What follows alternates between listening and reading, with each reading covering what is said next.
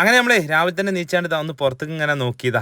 എന്താ വ്യൂ ഇല്ലേ, ഇവിടെ മൊത്തം ബിൽഡിങ്ങുകളാണ്, അതിന്റെ അടിയിലാണ് നമ്മുടെ റൂം ഉള്ളത്. അപ്പൊ അതാ മക്കാമിന്റെ തൊട്ടടുത്ത് തന്നെ ഇനി നമുക്ക് റൂം കിട്ടിയതട്ടോ. ഇനി നമുക്ക് കുളിച്ച് ഫ്രഷ് ആയിട്ട് വേണം ഒന്ന് പുറത്തേക്ക് പോകാൻ, കാരണം ഒരുപാട് മക്കാമുകൾ ഇനി പോകാനുണ്ട് സിയാറത്ത് ചെയ്യാൻ. അപ്പൊ എല്ലാവരും ഫ്രഷ് ആയി കണ്ട് പുറത്തിറങ്ങിയിട്ടുണ്ട്. ഇനി നമുക്ക് ഇതാ രാവിലത്തെ ചായ കുടിക്കണം. മക്കാമിന്റെ തൊട്ട് മുൻപിലുള്ള ഹോട്ടലിൽ തന്നെ കേട്ടോ നമ്മൾ പോണത്. അങ്ങനെ നമ്മൾ ഹോട്ടലിൽ കണ്ട് കയറിയാണ്ട് ഒരു 8 ചായ അങ്ങോട്ട് പറഞ്ഞു. അത് മാത്രല്ല അതിക്ക് കടിയും പറഞ്ഞു കിട്ടാ. അത് തിന്ന് കഴിഞ്ഞ് റോഡുമൊക്കെ ഇറങ്ങിയതാ. വണ്ടി എടുക്കാൻ പോയപ്പോഴാണ് റിസ് പറഞ്ഞത് വരണ്ട ഇപ്പച്ചേ ബസ് അത് പോയിക്കോട്ടെ. അപ്പൊ അതൊക്കെ ഇവിടുത്തെ ബസ് അങ്ങനെ പോകുന്നുണ്ട്. അപ്പൊ നമ്മൾ വണ്ടി എടുത്ത് മുന്നോട്ട് പോവാണ്. ഇനി ഇവിടുന്ന് ഒരു 1/2 കിലോമീറ്റർ ഉണ്ടാവും കാട്ടുപള്ളിലേക്ക്. അവിടെ ഒരുപാട് മക്കാമുകൾ ഉണ്ട്, അവിടേക്ക് പോവാണ് നമ്മള്. അങ്ങനെ ഇവിടെ എത്തിയിട്ടുണ്ട്. ഇനി വണ്ടി നിർത്തി നമ്മൾ നടന്നു പോവാണ്. എല്ലാ മക്കാമുകളും കയറിയാണ് നമ്മൾ സിയാറത്ത് ചെയ്ത് ഇതാ ഇനി ഇവിടുന്ന് തിരിക്കാട്ടോ. ഇനി പോകാനുള്ളത് നമുക്ക് കീഴക്കരയുള്ള ജിന്നുപള്ളിക്കര. ഏർവാടിയിൽ നിന്നും ഏകദേശം 11 കിലോമീറ്റർ ഉണ്ട് കേട്ടോ അങ്ങോട്ട്. ഇതൊരു വ്യത്യസ്തമായിട്ടുള്ള പള്ളിനെ കേട്ടോ. അത് നിങ്ങൾക്ക് കണ്ടാൽ തന്നെ മനസ്സിലാവും. ഇവിടത്തെ ചരിത്രങ്ങൾ കൂടുതൽ അറിയണമെങ്കിൽ യൂട്യൂബിൽ അടിച്ചാൽ മതി കേട്ടോ. ഹൈസ്ബോനൊക്കെ ഭയങ്കര ഇഷ്ടമായിക്കും കേട്ടോ. നോക്കി അങ്ങനെ ഇവിടുന്ന് നമ്മൾ സിയാറത്ത് കഴിഞ്ഞ് നേരെ ഏർവാടിക്ക് തന്നെ പോയി. സമയം ഏകദേശം ഒരു 10-11 മണി ആയിട്ടുണ്ടാവും. രാവിലത്തെ ചായ കുടിച്ചിട്ടില്ലല്ലോ. അപ്പൊ അതിന് വേണ്ടി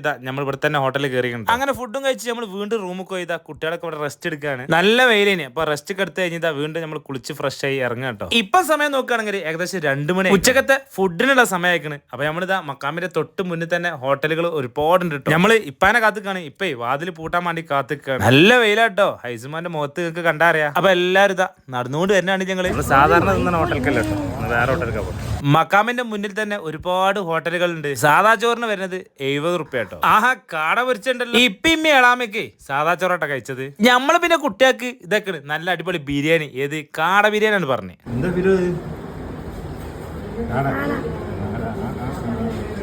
അവിടുന്ന് പുറത്തേക്ക് ഇറങ്ങിയപ്പോൾ ഇതാ ടോയ്സിന്റെ കടന്റെ മുന്നിൽ കാട്ടോ കുട്ടികൾ ഇറങ്ങിയത്. ഇതാ വീസിനാണ്ട് ഞങ്ങൾ നല്ല ചൂടാണ് ഇവിടെ. റിസ്മോനാണെങ്കിൽ ടോയ്സ് കടയിലും നമ്മൾ അറിഞ്ഞെന്ത് പിന്നെ വാങ്ങാൻ, നമുക്ക് പോകുമ്പോ വാങ്ങാൻ. അങ്ങനെ ഓനും പിടിച്ച് നമ്മൾ അങ്ങോട്ട് പോയി. ഹൈസ്മോന് ചായ വാങ്ങാൻ ഇതാ ഒരുപാട് കടികളുണ്ട് കേട്ടോ. നട്ടുച്ചക്കാണ്. അവിടുന്ന് പിന്നെ നമ്മൾ പോയത് കഞ്ഞിപ്പള്ളി മക്കാമുക്കാട്ടോ. അവിടുന്ന് ഏകദേശം 1/2 കിലോമീറ്റർ ഉണ്ടാവും. ഇവിടുന്ന് നമ്മളെ ഏർവാടി മക്കാമെന്ന്. അങ്ങനെ അവിടെ കയറി നമ്മള് സിയാറത്ത് കഴിഞ്ഞ് അപ്പൊ അവിടെ നമ്മള് അയ്യൂബ് സക്കാഫി ഉസ്താദിനെ കണ്ടിട്ടോ. ഈ മക്കാമ നോക്കിയെടുത്തത് നമ്മുടെ നാട്ടിലെ ഉസ്താദ്മാരാട്ടോ. ഇവിടുന്ന് ഇറങ്ങിയാണ്ട് നമ്മൾ നേരെ പോയത് അരക്കാസ്മ മക്കാമുക്കാട്ടോ. അത് തൊട്ടടുത്ത് തന്നെയാണ്. ഒരു 4 കൊല്ലം മുൻപ് പോയെന്നൊന്നും ഇവിടേക്ക് വണ്ടി എത്തൂലായിരുന്നു. ഇപ്പൊ ഇതിന്റെ മക്കാമിന്റെ തൊട്ടടുത്ത് തന്നെ വണ്ടി എത്തും. അങ്ങനെ അവിടുന്ന് നമ്മൾ സിയാറത്ത് കഴിഞ്ഞ് തിരിച്ച് പോവാണ്. എന്താ റിസ്മോനും ഹൈസ്മോനൊക്കെ നടന്നു വരുന്നൊക്കെയാണ്. ഇവിടെ തൊട്ടടുത്ത് തന്നെ ബീച്ചുള്ളതുകൊണ്ട് ഇവിടെ മുഴുവൻ മണലാണ്. ഇനി നേരെ നമ്മൾ പോണത് ബീച്ചിക്കാണ്. കുട്ടികൾക്കൊക്കെ വളരെ സന്തോഷമാണ്. ബീച്ചിൽ പോണം എന്ന് പറഞ്ഞ് ചാടി കളിക്കാണ്. അപ്പൊ നമ്മൾ നേരെ പോണത് ബീച്ചിൽ കാട്ടോ. അത് മക്കാമിന്റെ തൊട്ട് മുന്നിലൂടെ തന്നെയാണ് പോകുന്നത്. ഇവിടുത്തെ മതിലൊക്കെ എന്തായാലും ഐറ്റംസ് പോണ വെക്കലേ ഇതുപോലെ ഒരുപാട് മൈലുകളെ കാണാൻ പറ്റിട്ടോ. അപ്പൊ പാർട്ട് 3 ഇത് അവിടെ അവസാനിക്കുകയാണ്. ഇനി പാർട്ട് 4 ആയിട്ട് നമ്മൾ വരും. അപ്പൊ കാണാൻ മറക്കരുത്.